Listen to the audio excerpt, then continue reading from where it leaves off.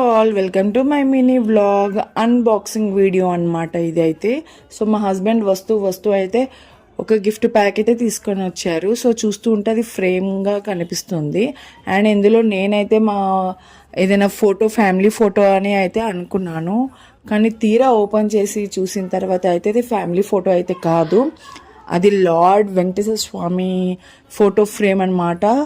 ఎంత బాగుందో చూడండి, అసలు చాలా అంటే చాలా బాగుంది. చూస్తుంటే అలానే చూడాలనిపించింది నాకైతే, అంత బాగుంది.